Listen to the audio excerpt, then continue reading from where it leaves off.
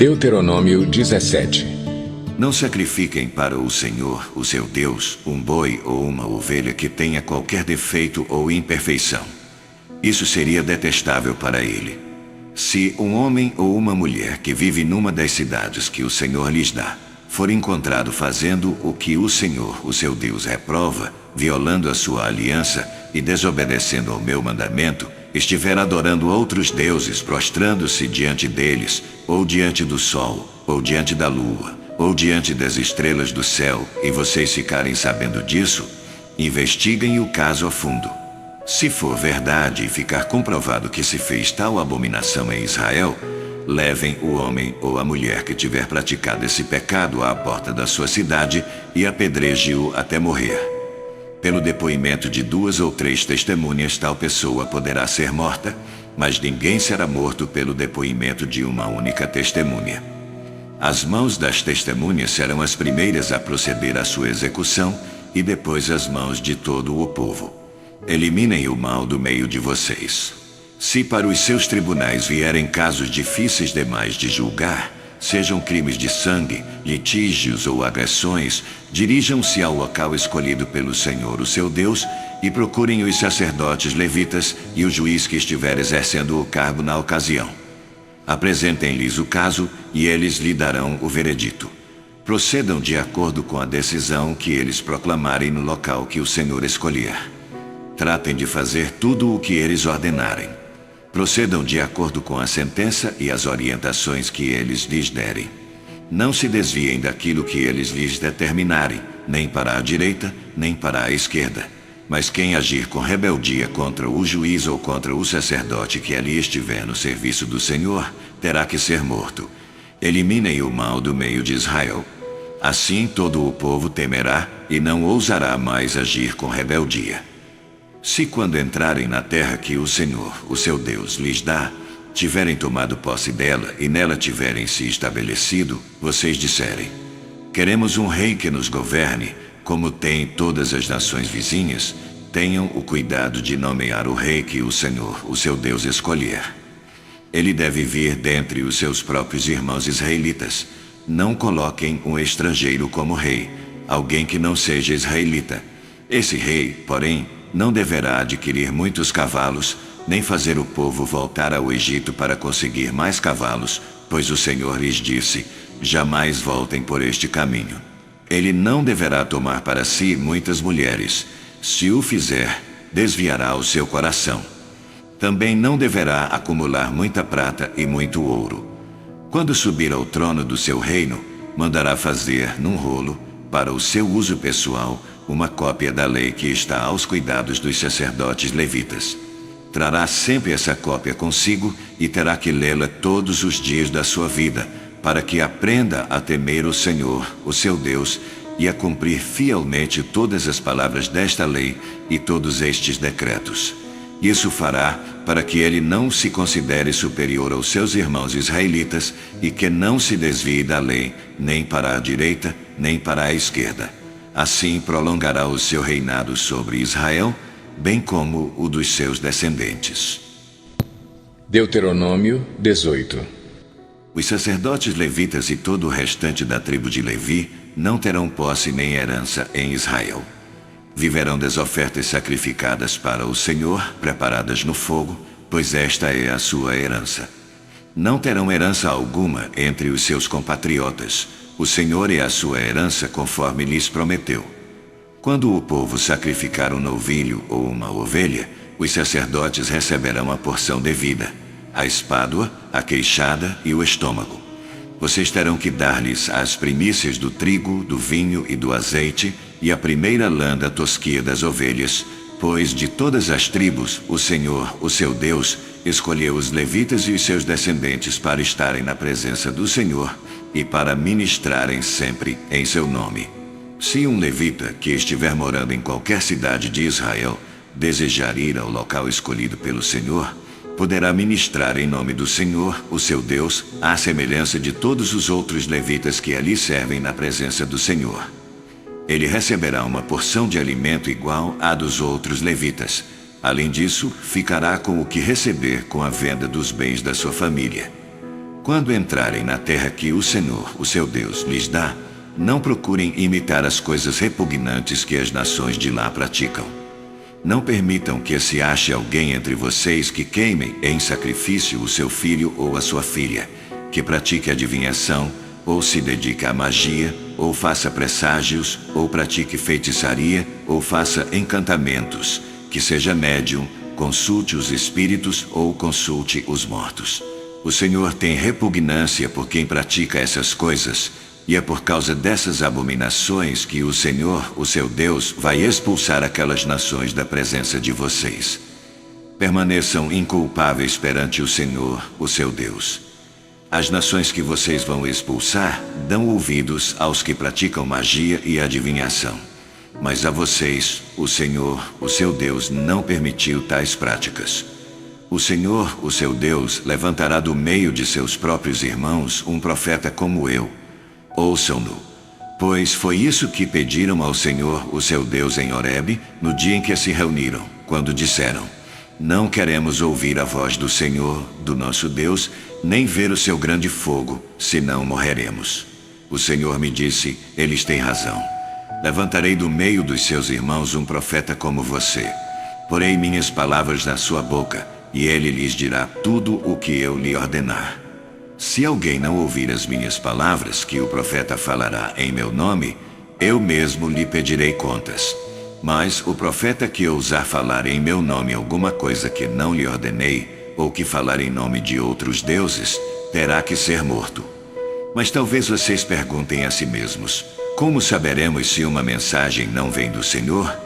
Se o que o profeta proclamar em nome do Senhor não acontecer nem se cumprir, essa mensagem não vem do Senhor. Aquele profeta falou com presunção, não tenham medo dele. Deuteronômio 19.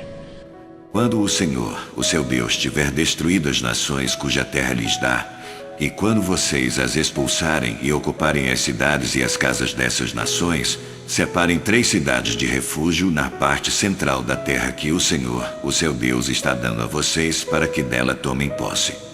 Dividam em 3 partes a terra que o Senhor, o seu Deus, lhes está dando como herança, e façam nela vias de acesso, para que aquele que matar alguém possa fugir para lá. Este é o caso em que um homem que matar outro poderá fugir para lá para salvar a vida. Se matar o seu próximo sem intenção, sem que houvesse inimizade entre eles. Por exemplo, se um homem for com o seu amigo cortar lenha na floresta e, ao levantar o machado para derrubar uma árvore, o ferro escapar e atingir o seu amigo e matá-lo, ele poderá fugir para uma daquelas cidades para salvar a vida. Do contrário, o vingador da vítima poderia persegui-lo enfurecido e alcançá-lo, caso a distância fosse grande demais, e poderia matá-lo, muito embora este não merecesse morrer, pois não havia inimizade entre ele e o seu próximo. É por isso que lhes ordeno que separem 3 cidades.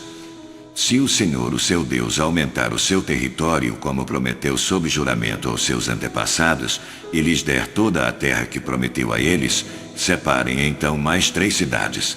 Isso acontecerá se vocês obedecerem fielmente a toda esta lei que hoje lhes ordeno. Amar o Senhor, o seu Deus, e sempre andar nos seus caminhos.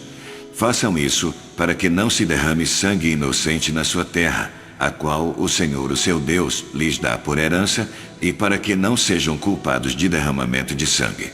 Mas se alguém odiar o seu próximo, ficar à espreita dele, atacá-lo e matá-lo, e fugir para uma dessas cidades, as autoridades da sua cidade mandarão buscá-lo na cidade de refúgio e o entregarão nas mãos do vingador da vítima para que morra. Não tenham piedade dele.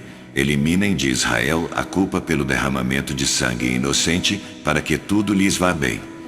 Não mudem os marcos de divisa da propriedade do seu vizinho, que os seus antecessores colocaram na herança que vocês receberão na terra que o Senhor, o seu Deus, lhes dá para que dela tomem posse. Uma só testemunha não é suficiente para condenar alguém de algum crime ou delito. Qualquer acusação precisa ser confirmada pelo depoimento de 2 ou 3 testemunhas. Se uma testemunha falsa quiser acusar um homem de algum crime, os 2 envolvidos na questão deverão apresentar-se ao Senhor diante dos sacerdotes e juízes que estiverem exercendo o cargo naquela ocasião. Os juízes investigarão o caso e, se ficar provado que a testemunha mentiu e deu falso testemunho contra o seu próximo, deem-lhe a punição que ele planejava para o seu irmão. Eliminem o mal do meio de vocês. O restante do povo saberá disso e terá medo, e nunca mais se fará uma coisa dessas entre vocês. Não tenham piedade. Exijam vida por vida, olho por olho, dente por dente, mão por mão, pé por pé. Deuteronômio 20. Quando vocês forem à guerra contra os seus inimigos e virem cavalos e carros e um exército maior do que o seu, não tenham medo, pois o Senhor, o seu Deus que os tirou do Egito, estará com vocês. Quando chegar a hora da batalha, o sacerdote virá à frente e dirá ao exército: Ouça, ó Israel, hoje vocês vão lutar contra os seus inimigos. Não desanimem, nem tenham medo. Não fiquem apavorados nem aterrorizados por causa deles, pois o Senhor, o seu Deus, os acompanhará e lutará por vocês contra os seus inimigos para lhes dar a vitória. Os oficiais dirão ao exército: Há alguém que construiu uma casa e ainda não a dedicou? Volte ele para sua casa para que não morra na guerra e outro a dedique.